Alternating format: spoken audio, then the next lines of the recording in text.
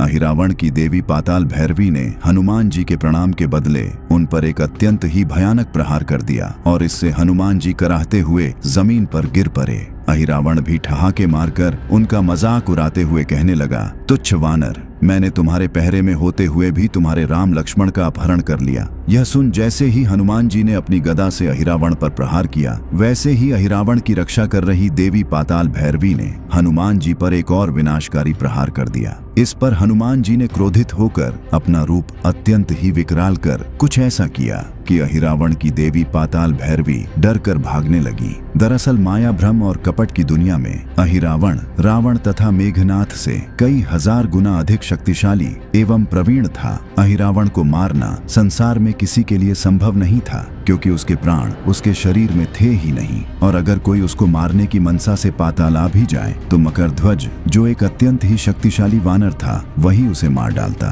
पर अगर कोई मकरध्वज को भी हरा दे तो भी वह अहिरावण तक पहुंच ही नहीं सकता था, क्योंकि उसकी रक्षा उसकी तांत्रिक देवी पाताल भैरवी अपनी सहायक शक्तियों के साथ करती थी। इस प्रकार अहिरावण तीनों लोक में अजेय था, और इस बात को लंकेश रावण भली भांति जानता था। तभी तो जब रावण अपने सबसे शक्तिशाली पुत्र मेघनाथ के वध से हताश हो गया तो उसने अपने भाई अहिरावण को सहायता के लिए बुलाया। पर शुरू में तो अहिरावण ने इस युद्ध में शामिल होने से सीधे सीधे मना कर दिया। पर जब रावण ने उसे विश्वास दिलाया कि यदि वह राम और लक्ष्मण को पकड़कर अपनी देवी पाताल भैरवी को बलि के रूप में अर्पित कर देता है तो उसकी देवी अत्यंत ही प्रसन्न हो जाएगी और उसे मनचाहा वरदान और अपार शक्ति देगी। इससे वह और भी अधिक शक्तिशाली हो जाएगा। अधिक शक्तिशाली होने के लालच ने अहिरावण को श्री राम लक्ष्मण के अपहरण के लिए प्रेरित किया, और फिर रावण की बात मानते हुए तुरंत ही श्री राम लक्ष्मण का अपहरण करने निकल पड़ा। विभीषण जी के गुप्तचर ने तुरंत ही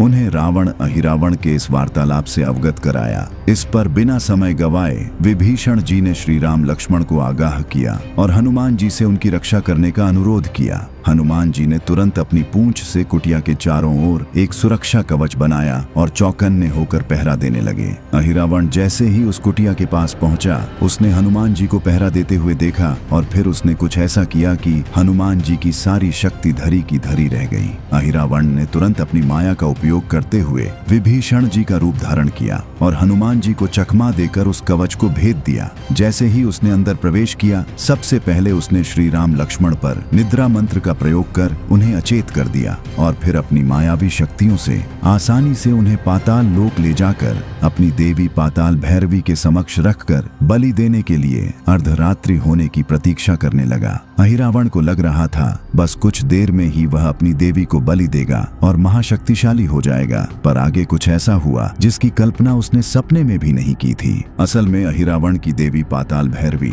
जिसे कई संस्करणों में महामाया या महाकाली के नाम से जाना जाता है, वो पाताल भैरवी 10 महाविद्याओं में से एक थी और भगवान शिव के उग्र रूप भैरव की शक्ति थी। पाताल लोक में देवी का यह रूप अत्यंत ही उग्र एवं नरबली को स्वीकार करने वाला था, जिससे अहिरावण आज तक शक्ति प्राप्त करता आया था। वह देवी तांत्रिक रूप मुंडमाला धारण किए हुए, लाल वस्त्र पहने हुए और 3 नेत्रों में अत्यंत ही भयानक दिखती थी। उनकी इस प्रतिमा के समक्ष श्री राम लक्ष्मण अचेत अवस्था में पड़े थे और बगल में बैठकर मंत्र पढ़ता हुआ अहिरावण सोच रहा था, अब कोई नहीं जो मुझे महाशक्तिशाली होने से रोक सकता है। पर उसे ये पता नहीं था कि श्री राम के परम प्रिय हनुमान की शक्ति कितनी है, वे क्या क्या कर सकते हैं। उधर कुटिया की सुरक्षा कर रहे हनुमान जी के समक्ष जब विभीषण जी आए तो हनुमान जी के आश्चर्य का ठिकाना न रहा। हनुमान जी ने तुरंत कहा, विभीषण जी, आप तो कुछ देर पहले ही कुटिया में गए थे। इस पर विभीषण जी को सब समझ आ गया कि अहिरावण ने उन्हीं का रूप धरकर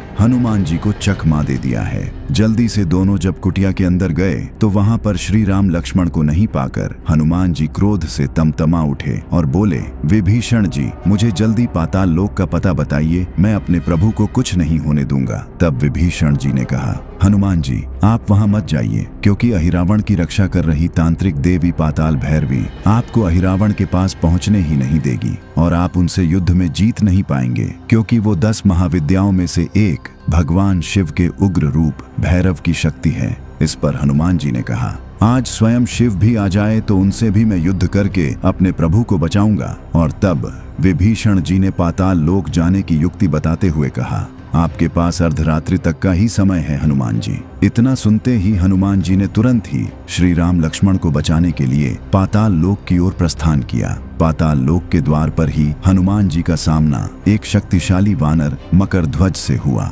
हनुमान जी ने पहले तो मकरध्वज से अंदर जाने देने की विनती की, पर जब वह नहीं माना और हनुमान जी को युद्ध के लिए ललकारने लगा तो हनुमान जी खुद को रोक नहीं पाए और फिर शुरू हुआ हनुमान जी और मकरध्वज के बीच एक ऐसा भयानक युद्ध जिसने हनुमान जी से जुड़े एक ऐसे रहस्य से पर्दा हटाया जिसके बारे में हनुमान जी भी कुछ नहीं जानते थे। असल में मकरध्वज से युद्ध करते हुए हनुमान जी को बड़ा ही आश्चर्य हो रहा था, क्योंकि मकरध्वज का प्रत्येक प्रहार हनुमान जी के एकदम समकक्ष एवं सटीक था। काफी देर युद्ध होने के बाद भी जब कोई नहीं हारा तो हनुमान जी ने युद्ध रोककर उससे पूछा, वानर कौन हो तुम? इस पर मकरध्वज ने कहा, मैं महाबली हनुमान का पुत्र मकरध्वज हूँ और अहिरावण मेरे स्वामी हैं। तब हनुमान जी ने कहा, मैं ही हनुमान हूँ पर मेरा कोई पुत्र नहीं, तुम झूठ बोल रहे हो। इस पर मकरध्वज ने कहा, मैं असल में आपके पसीने से तब उत्पन्न हुआ जब आपने लंका दहन कर समुद्र में आग बुझाई और आपके पसीने को एक मगरमच्छ ने पी लिया जिससे मेरा जन्म हुआ।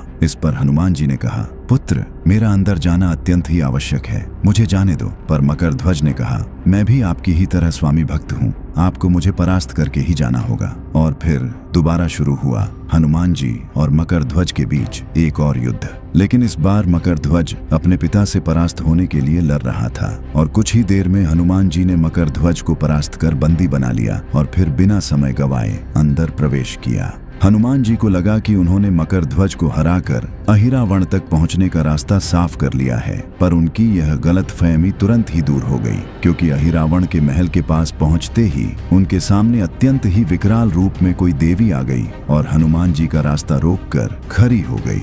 हनुमान जी को लगा कि यह अहिरावण की देवी पाताल भैरवी है और इसलिए उन्होंने हाथ जोड़कर उनसे प्रार्थना किया कि माता मुझे अंदर जाने दो, मेरे प्रभु के प्राण संकट में हैं। और तभी उस देवी ने अपनी मायावी शक्ति से हनुमान जी पर प्रहार करना शुरू कर दिया। इस पर हनुमान जी ने जब अपनी गदा से प्रहार किया तो वह देवी 1 से 2 हो गई और दूसरे प्रहार में 2 से 3 हो गई। ऐसे ही हनुमान जी जितने प्रहार करते उस देवी की संख्या और उसका प्रहार बढ़ता जाता। इससे हनुमान जी अत्यंत ही परेशान हो गए और श्री राम का ध्यान करने लगे। असल में यह कोई देवी नहीं थी, यह तो अहिरावण की बस काल्पनिक माया थी, जिसका प्रयोग कर अहिरावण हनुमान जी का समय नष्ट कर रहा था ताकि हनुमान जी अर्धरात्रि तक उनके पास पहुंच न सके और वो श्री राम लक्ष्मण की बलि अपनी देवी पाताल भैरवी को देकर महाशक्तिशाली बन जाए। हनुमान जी ने जैसे ही श्री राम का ध्यान किया, अहिरावण की माया नष्ट हो गई और तब हनुमान जी आगे बढ़े, पर सफलता नहीं।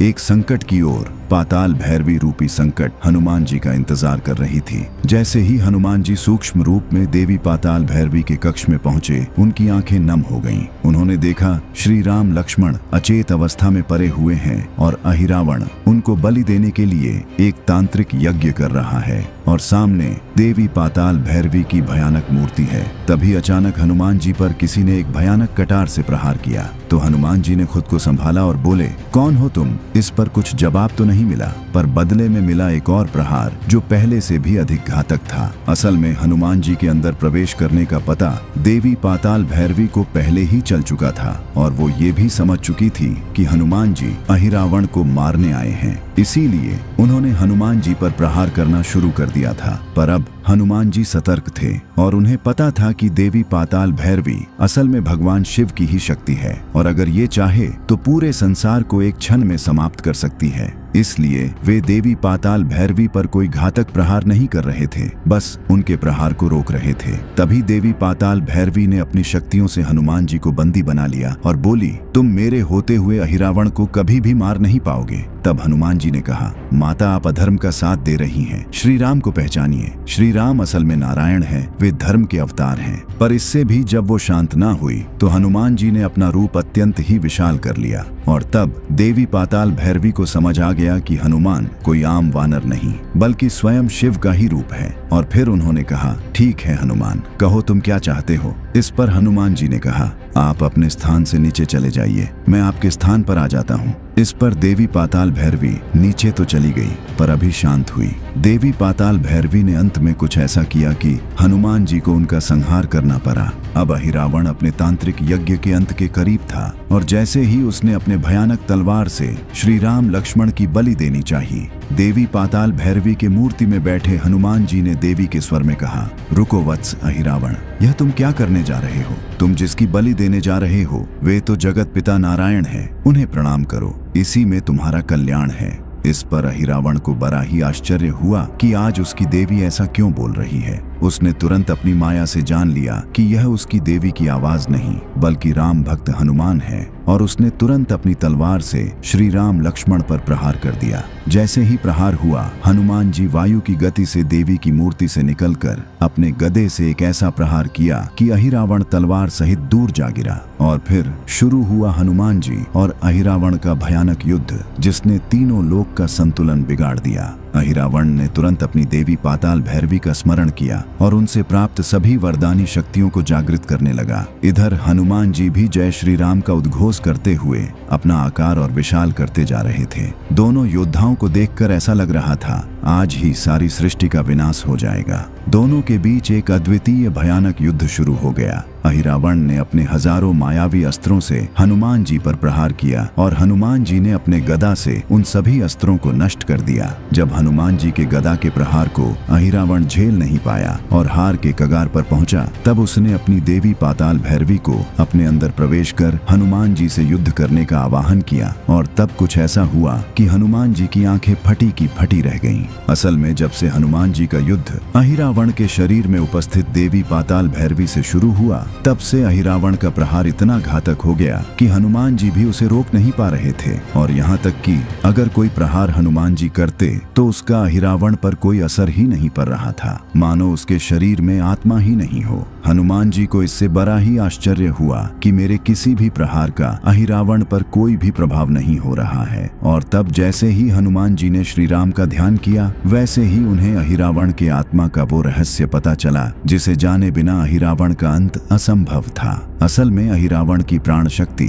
उसके शरीर में थी ही नहीं, बल्कि पाताल लोक के 5 अलग अलग दिशाओं में जल रहे 5 तेल के दीपकों में समाहित थी। और देवी पाताल भैरवी द्वारा अहिरावण को यह वरदान मिला था कि उसे केवल तभी मारा जा सकता है जब इन 5 दीपकों को एक ही क्षण में बुझा दिया जाए। और तब हनुमान जी ने अपना रूप विशाल किया और देखते ही देखते उनके 5 शीश प्रकट हो गए। उन 5 दीपकों की ओर एक एक शीश और एक तीव्र गर्जना के साथ हनुमान जी के 5 मुख से हवा की एक ऐसी लहर निकली कि एक ही क्षण में वे 5 दीप बुझ गए और चीखते हुए अहिरावण वहीं जलकर भस्म हो गया। साथ ही देवी पाताल भैरवी का माया और प्रभाव भी उसी समय समाप्त हो गया। और तभी श्री राम लक्ष्मण ऐसे उठ खड़े हुए जैसे नींद से जागे हों, और हनुमान जी ने उन्हें अपनी पीठ पर बैठाकर लंका अपने शिविर में ले आए। और इस वीडियो में देखिए कि मेघनाथ की कुलदेवी निकुंभिला ने हनुमान जी पर अचानक प्रहार कर घायल कर दिया। तब हनुमान जी ने ऐसा क्या किया कि देवी निकुंभिला डर कर भागने लगी। स्क्रीन पर दिख रहे वीडियो पर अभी क्लिक करें और पूरी कहानी देखें।